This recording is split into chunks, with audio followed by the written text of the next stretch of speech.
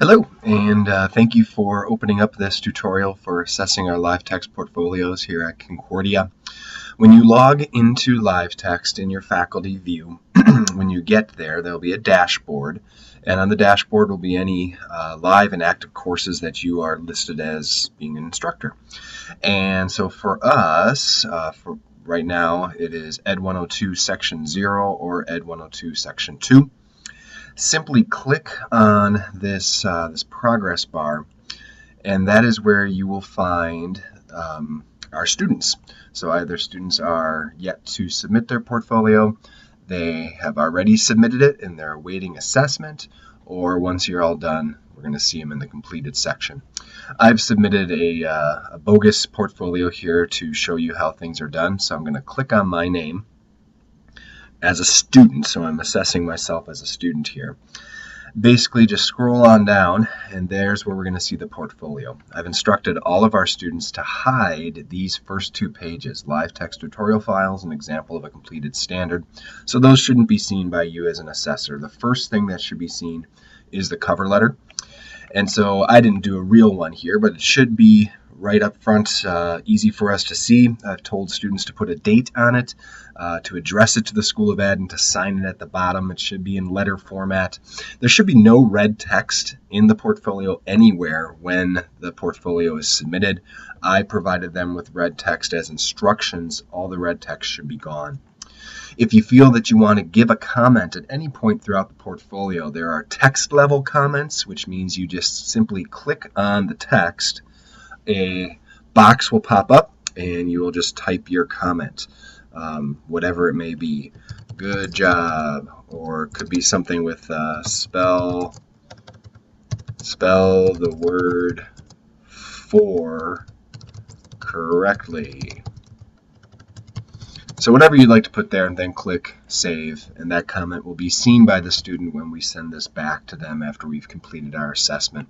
You can also do what I call an artifact level comment, and so there, same idea, type and click Save. Within each of the emphasized standards, so standards 1, 6, 9, 10, and 11, our students are required to do a full narrative, which simply means that they respond to each of these three questions, and they're asked to do a 4 to 6 sentence minimum response. And so that's up to you as to how you assess that, but that is what the minimum is. They're asked to do 5 artifacts, and so for each of the 5 artifacts, they're supposed to upload something. It could be an image, it could be an attachment, it could be a web link, and they're supposed to rename each of the artifacts. And so right now it just says artifact 1, 2, 3, 4, 5. They would rename it to correspond with what the artifact is. And the 2 to 3 sentences should basically say what the artifact is and how it connects to the standard. So again, standards 1, 6, 9, 10, and 11, they will do that. Your comments throughout, please give both positive and, I want to say negative feedback, but give both encouragements and things. Encourage them in what they're doing well, encourage them to make some adjustments for the future. In the non-emphasized standards, so that's standards 2, 3, 4, 5, 7, and 8, they've been asked to just write a response to the first question of the narrative. Explain why this standard is important for a teacher. So that should be there. Generally speaking, and I'll talk about the rubric here in a minute, with these non-emphasized standards, if the abbreviated narrative here, that one paragraph is written well, I'll give them a 2 on the rubric. If it's not written well, I'll give them a 1.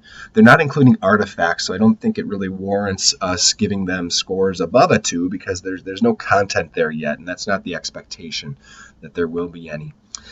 In standard 3, just something to note, they do need to remove. I've given them some robust examples of what LiveText as an artifact can look like. Those should be gone. That was more so there for their guidance, so just double check on that. But overall, that is kind of how you look in the portfolio itself. One of the things that I do, we have an assessment rubric that's attached to this electronically. So you click on the blue tab. I like to undock it, and that's right here next to the X, which then makes the portfolio rubric a separate window. And so I like to then click and open up both of these kind of connected rubrics, one of which is just simply our 9-point scale, and the other is whether it's a pass or fail. We do need to identify whether it's a pass or fail, and it is somewhat subjective. It's your call. In the rubric, this is an opportunity for you to give general feedback on the standards, so you can click on the add a comment and type things in here. Well done, and whatever else you'd like to do there. Click on a cell and it will stay highlighted, and that would be the score that they get. Ultimately, this rubric that you fill in is what we print off and put in their permanent record in the School of Ed. So this is where anything that you really think needs to be recorded for posterity's sake, this is where that should be.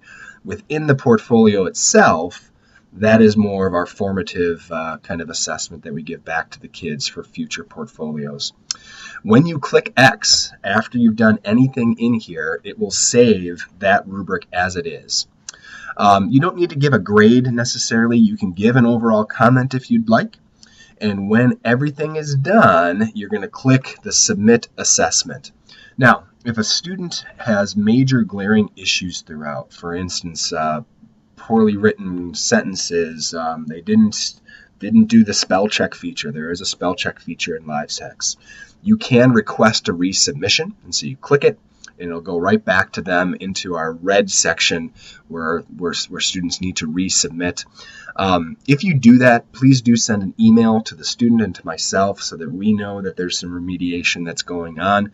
If there are major issues, obviously I'll step in and be willing to help. But you're going to click the Submit Assessment when you're done, and hopefully everything's good. And so now you can see on this progress bar for the course that my portfolio has been moved to the completed section for the assessment. And I think that's pretty much it. Please don't hesitate to ask any questions of me. It is a really good process for our students. It's some really neat feedback that they get that is truly authentic, as long as we take the time to give them the comments, and they can always reference back to those once they work on later levels of the portfolio, especially Port 2. All right, thank you and God bless.